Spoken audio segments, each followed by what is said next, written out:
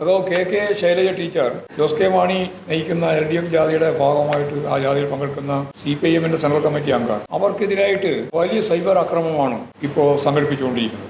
തൊഴിലുറപ്പ് പദ്ധതിയുമായിട്ട് ബന്ധപ്പെട്ട് കേന്ദ്ര ഗവൺമെന്റ് അതിന്റെ പദ്ധതി വിഹിതം ഏതാണ്ട് 1,50,000 കോടി വേണം അത് പൂർണ്ണമായി നടപ്പിലാക്കാൻ. അതിൽ കഴിഞ്ഞ പ്രാവശ്യം 87,000 കോടിയാണ് നീക്കിവെച്ചത്.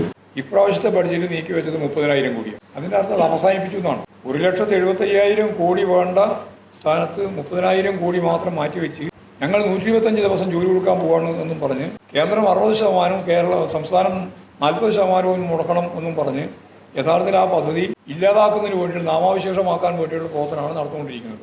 ആ പ്രവർത്തനം സംബന്ധിച്ച് സഖാവ് ശൈലജ പറയുകയും ആ മേഖലയിൽ പണിയെടുക്കുന്നവർക്ക് ഫെസ്റ്റിവൽ അലവൻസ് നൽകിയിട്ടുള്ളത് കേരളത്തിൽ മാത്രമാണ് എന്ന് പറയുകയും ചെയ്തതിന് വലിയ കടന്നാക്രമമാണ്. ഫെസ്റ്റിവൽ അലവൻസ് എന്ന് പറഞ്ഞാൽ ഓണ അലവൻസ് മാത്രമെന്നാണ് അവർ വ്യാഖ്യാനിക്കുന്നത്. ഓണത്തിനാണ് ഇവിടെ കൊടുത്തതെന്ന് മാത്രമേ ഉള്ളൂ.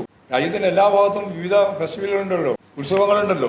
അതിന്റെ ഭാഗത്ത് ഒരു നയാ പൈസ കൊടുക്കാൻ അവരാരെങ്കിലും തയ്യാറായിട്ടുണ്ടോ? ഏതെങ്കിലും സംസ്ഥാന ഗവൺമെന്റ്, കോൺഗ്രസോ BJP നയിക്കുന്ന ഏതെങ്കിലും സംസ്ഥാന ഗവൺമെന്റ് ഈ തൊഴിലുറപ്പ് പദ്ധതി നടപ്പിലാക്കിക്കൊണ്ടിരിക്കുന്നവർക്ക് ഒരു നയാ പൈസ കൊടുക്കാൻ കൂട്ടാക്കിയിട്ടുണ്ടോ? കേരളം 1,200 രൂപ ഫെസ്റ്റിവൽ അലവൻസായി കൊടുത്തിട്ടുണ്ട്. അത് പറഞ്ഞ ശൈലജ ടീച്ചർക്കെതിരായിട്ട് വലിയ രീതിയിലുള്ള കടന്നാക്രമമാണ്.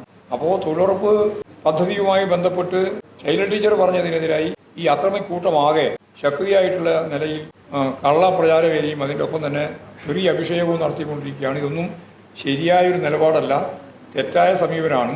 അതിൽ കോൺഗ്രസിന്റെ ഏറ്റവും പ്രമുഖരായ ചില ആളുകളാണ് അതിലിപ്പോൾ രാഹുൽ മാങ്കൂട്ടത്തിലും പങ്കുചേർന്നിരിക്കുകയാണ്.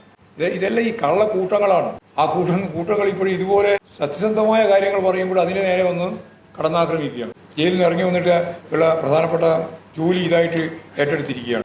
കോൺഗ്രസിന്റെ സൈബർ കൂട്ടത്തിന്റെ നേതൃത്വം ഇപ്പോൾ രാഹുൽ മാങ്കൂട്ടത്തിൽ ഏറ്റെടുത്തിരിക്കുകയാണ്. ഇതാണ് നമ്മുടെ മുമ്പിലുള്ള ഒരു സ്ഥിതി. ഇതൊന്നും ഒരു രാഷ്ട്രീയ പാർട്ടിക്ക് ഗുണം ചെയ്യുന്ന ഒന്നാണ് എന്ന് ഞങ്ങളാരും കരുതുന്നില്ല. ഇതാണ് അത് സംബന്ധിച്ച് പറയാനുള്ള പൊതുവായ കാര്യം.